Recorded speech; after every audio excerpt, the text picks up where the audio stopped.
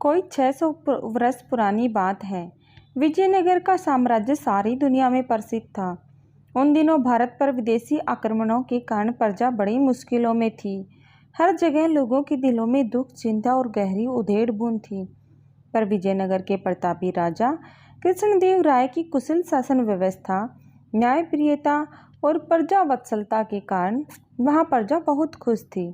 राजा कृष्णदेव राय ने प्रजा में मेहनत और सद्गुणों के साथ साथ अपनी संस्कृति के लिए स्वाभिमान का भाव पैदा कर दिया था।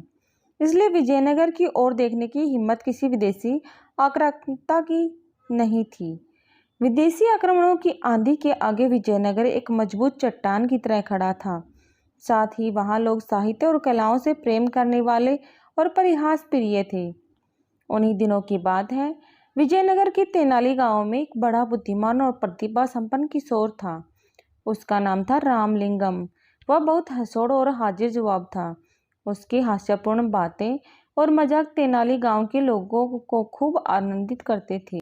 रामलिंगम खुद ज़्यादा नहीं हंसता था, पर धीरे से कोई ऐसी चतुराई की बात कहता कि सुनने वाले हंसते हंसते लोटपोट हो जाते। उसकी बातों में छिपा हुआ व्यंग और बड़ी सूझबूझ होती, इसलिए वह जिसका मजाक उड़ाता वह शख्स भी द्वेष भूलकर औरों के साथ खिलखिलाकर हंसने लगता था। यहाँ तक कि अक्सर राह चलते लोग भी रामलिंगम की कोई चतुराई की बात सुनकर हंसते हंसते लोटपोट हो जाते। अब तो गांव के लोग कहने लगे थे, बड़ा अद्भुत है यह बालक, हमें तो लगता है यह रोते हुए लोगों को भी हंसा सकता है। रामलिंगम कहता, पता नहीं रोते हुए लोगों को हंसा सकता हूँ कि नहीं, पर सोते हुए लोगों को जरूर कर सकता हूँ। सुनकर आसपास खड़े लोग ठहाकर हंसने लगे। यहाँ तक कि तेनाली गांव में जो लोग बाहर से आते उन्हें भी गांव के लोग रामलिंगम के अजब अजब किस्से और कारनामे सुनाया करते थे। सुनकर वे भी खिलखिलाकर हंसने लगते और कहते, तब तो यह रामलिंगम सचमुच अद्भुत है, हमें तो लगता है यह पत्थरों को भी हंसा सकता है। गांव के एक बुजुर्ग ने कहा, भाई हमें तो लगता है यह घूमने के लिए पास के जंगल में जाता है, तो वहाँ के पेड़ पौधे और फूल पत्ते भी इसे देखकर जरूर हंस पड़ते होंगे। एक बार की बात है, रामलिंगम जंगल में घूमता हुआ माँ दुर्गा के एक प्राचीन मंदिर में गया। उस मंदिर की मान्यता थी और दूर दूर से लोग वहाँ माँ दुर्गा का दर्शन करने आया करते थे। रामलिंगम भीतर गया तो माँ दुर्गा की अद्भुत मूर्ति देखकर मुग्ध रह गया। माँ के मुखमंडल से प्रकाश फूट रहा था। रामलिंगम की मानो समाधि लग गई। फिर उसने दुर्गा माता को प्रणाम किया और चलने लगा।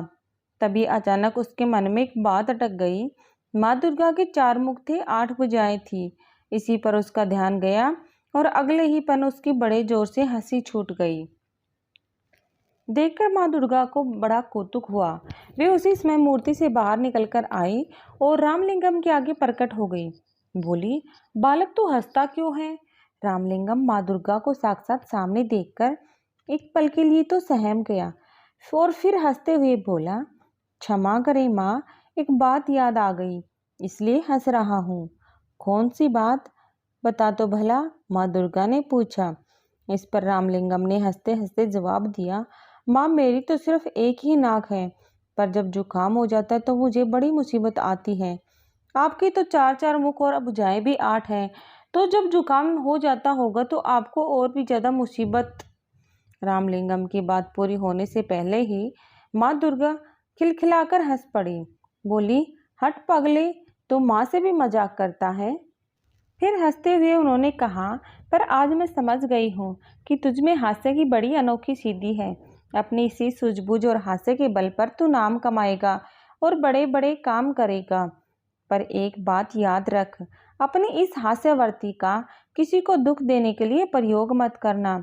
सबको हंसाना और दूसरों की भलाई के काम करना। जा, तू राजा कृष्णदेव राय के दरबार में जा, वहीं तेरी प्रतिभा का पूरा सम्मान करेंगे। उस दिन रामलिंगम दुर्गा माँ के प्राचीन मंदिर से लौटा तो उसका मन बड़ा हल्का फुल्का था। लौटकर उसने माँ को यह अनोखा प्रसंग बताया। सुनकर माँ चकित रह गई और फिर होते होते पूरे तेनाली गांव में यह बात फैल गई कि रामलिंगम को दुर्गा माँ ने बहुत बड़ा अद्भुत वरदान दिया है। यह बड़ा नाम कमाएगा और बड़े बड़े काम करेगा। उसके साथ ही साथ तेनाली गांव का नाम भी ऊंचा होगा।